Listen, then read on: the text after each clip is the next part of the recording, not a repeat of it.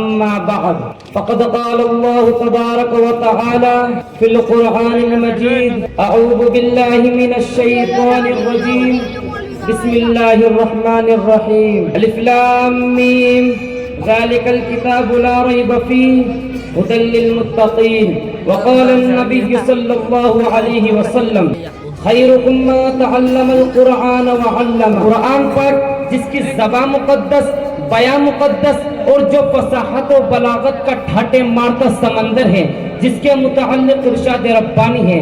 قرآن وہ کتاب ہے جس کے صادق اور برحق ہونے میں کوئی شک و شبہ نہیں، اور جس کے بارے میں محسن انسانیت حضور پاک صلی اللہ علیہ وسلم نے ارشاد فرمایا تم میں سب سے بہتر وہ شخص ہے جو قرآن کو سیکھے اور سکھائے. دعا کیجئے کہ خداوند قدوس ہم سب کو قرآن پاک کی دولت سے مالا مال فرمائے. نوجوان دوستو، قرآن پاک رب ذوالجلال کی طرف سے عطا کردہ وہ حسین تحفہ ہے جس نے 23 برس کی قلیل مدت میں پورا عالم میں وہ انقلاب برپا کر دیا کہ بڑے سے بڑے فصحا، بلغا، ادبا اور شعراء حیران و شستر رہ گئے، جس کی آیتوں کو سن کر پتھر دل موم ہو گئے.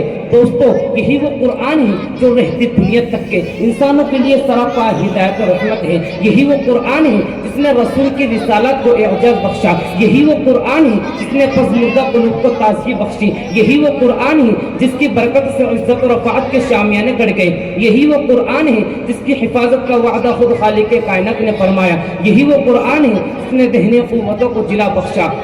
محترم حضرات، آج کے اس نازک دور میں حفظ کلام پاک کو فضول سمجھا جاتا ہے.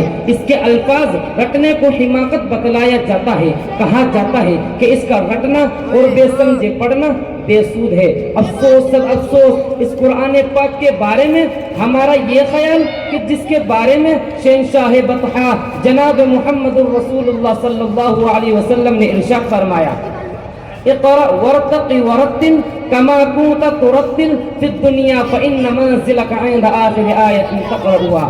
قیامت کے دن حافظ قرآن سے کہا جائے گا قرآن پڑھتا جا اور جنت کے درجوں پر چڑھتا جا اور ٹہر ٹہر کر پڑھ جیسے کہ تو دنیا میں ٹہر ٹہر کر پڑھا کرتا تھا. بس تیرا مقام اور ٹھکانہ وہی ہے جہاں آخری آیت پر پہنچے.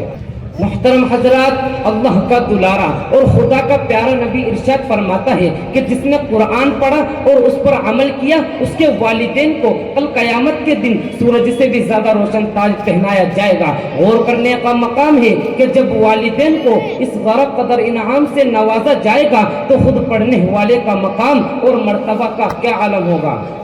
حضرات، قیامت کا میدان ہوگا اور ایسے 10 آدمی جن کے لیے جہنم واجب ہو چکی ہوگی.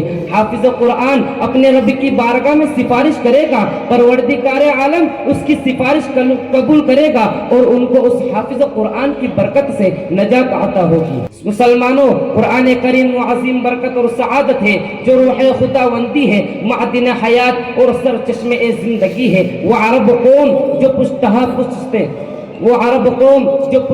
پشت سے مردہ چلی آ رہی تھی. دنیا جس کو ذلیل اور حقیر جانتی تھی، کوئی ان کو اونٹ کے مینگنے میں کھیلنے والا سمجھتا، کوئی ان کو جہلاء عرب کا خطاب دیتا، کوئی ان کو جاہلین مکہ کہتا. لیکن جب قرآن آیا تو جن کا نام جہلاء عرب تھا صحابہ اکرام ہو گیا.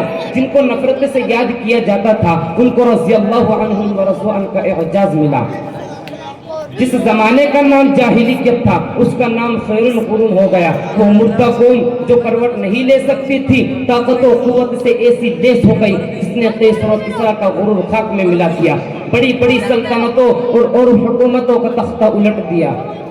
مگر افسوس صد افسوس ہم نے قرآن کے دامن مقدس کو ترک کر دیا. ہم نے اس کی پاکیزہ تعلیمات کو بھلا دیا. نتیجہ یہ ہوا وہ مسلم قوم جس کے سر پر عزت و رفعت کا تاج تھا ذلت و رسوائی کی غار میں جا گری. وہ قوم کامیابی جس کے آگے بڑھ کر استقبال کرتی تھی ناکامی اس کا مقدر بن گئی. وہ قوم جس کی ایک آواز پر افریقہ کے جنگل میں رہنے والے خوخار درندوں نے میدان خالی کر دیا تھا، آج ایک چونٹی بھی اس کا حکم ماننے کو تیار نہیں. وہ قوم جس نے کبھی حکومت و سلطنت کا فریضہ انجام دیا تھا آج غلامانہ زندگی بسر کر رہی ہے. وہ قوم جن پر کبھی تاریخ نازک تھی آج ماتم گناہ ہے. وہ قوم جس کی ماضی روشن اور تابناک تھی حال و مستقبل اس کا تاریخ ہے.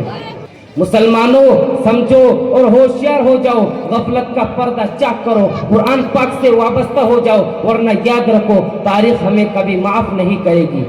محترم حضرات، اگر ہم ماضی کی طرح حال و مستقبل کو روشن اور تابناک بنانا چاہتے ہیں تو قرآن پاک سے وابستہ ہونا ہوگا، اسے سینے سے لگانا ہوگا۔ اگر ہم چاہتے ہیں کہ دنیا کے ساتھ ہماری آخرت بھی سنور جائے تو اس کی تعلیمات پر عمل کرنا ہوگا۔